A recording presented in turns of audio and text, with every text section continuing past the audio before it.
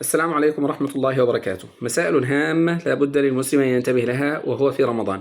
ما حكم إنزال المني في نهار رمضان؟ هذه الأحكام يا إخوة ابتداء للرجال والنساء، يستوي فيها الرجال والنساء. أولا النبي صلى الله عليه وسلم كما في الحديث عند البخاري قال الله تعالى: يترك طعامه وشرابه وشهوته من أجلي، الصيام لي وأنا أجزي به والحسنة بعشر أمثالها. طيب، إنسان الآن هو في نهار رمضان فأنزل المني، ما حكم صيامه؟ أولا نقول إنزال المني له صور. أول صورة الاحتلام، أنه هو نائم ثم رأى ما يراه النائم فاستيقظ فوجد نفسه قد احتلم، ذكرا كان أو أنثى. ما حكم صومه؟ حكم صومه أنه يكمل الصيام ولا شيء عليه، وهذا بالإجماع.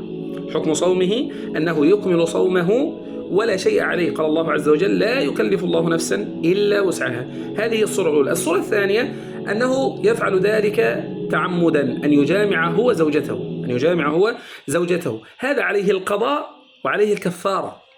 إنسان الآن متزوج ثم جامع زوجته في نهار رمضان، فعليه القضاء أنه يقضي يوما عن هذا اليوم، ثم عليه الكفارة. طيب، الكفارة ما هي؟ الكفارة 3 أشياء. الأول أن يعتق رقبة، أن يكون معه عبد ثم يعتقه لوجه الله.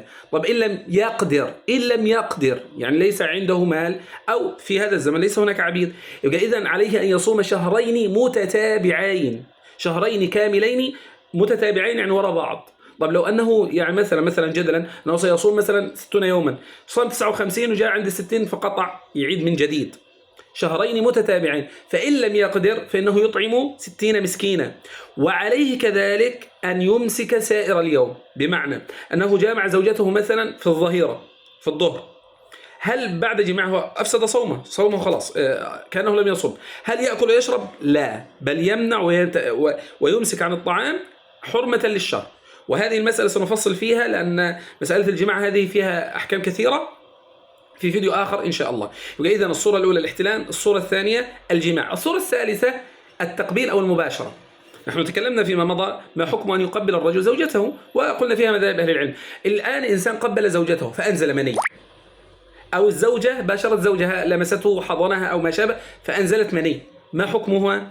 قالوا القضاء، عليه القضاء، وطبعا يمسك سائر اليوم. لو أن رجلا الآن يعني مثلا قبل زوجته الساعة 10 صباحا، فهو بمجرد أن قبلها أنزل، أو هي لما حضنها هي أنزلت، ما حكمها؟ حكمها أن هذا اليوم أصبح فاسدا، يعني تقضيه بعد رمضان. طيب، هل تأكل وتشرب؟ هل هو يأكل ويشرب؟ نقول لا، بل يمسك حرمة للشهر حتى يفطر مع المسلمين في صلاة المغرب. يبقى إذن الصورة الأولى الاحتلام، الصورة الثانية الجماع، الصورة الثالثة بالتقبيل أو المباشرة، الصورة الرابعة وهي الاستنماء أو استخدام اليد.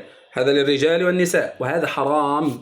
أصلا الاستنماء حرام سواء في الصيام أو في خارج الصيام. طب من فعله وهو صائم هذا أيضا فسد صومه، واجب عليه أن يقضي بعد رمضان ويمسك إلى أن يأتي صلاة المغرب. مثلا إنسان والعياذ بالله وقع في هذا الحرام وهو الاستنماء أو العادة السرية، مثلا الظهر، واجب عليه هو الآن أفطر، يومه فسد. طيب، هل يأكل ويشرب؟ نقول لا، بل يمتنع حرمة للشهر، ثم بعد الشهر يقضي هذا اليوم. الصورة الخامسة الإنزال من أجل العلاج. الآن إنسان ذهب للطبيب فأراد أن ما يسمى بالتلقيح الصناعي، فالطبيب قال له لابد أن تنزل منيا حتى نأخذ يعني الحيوان المنوي، ويصنعون ما يصنعه الأطباء.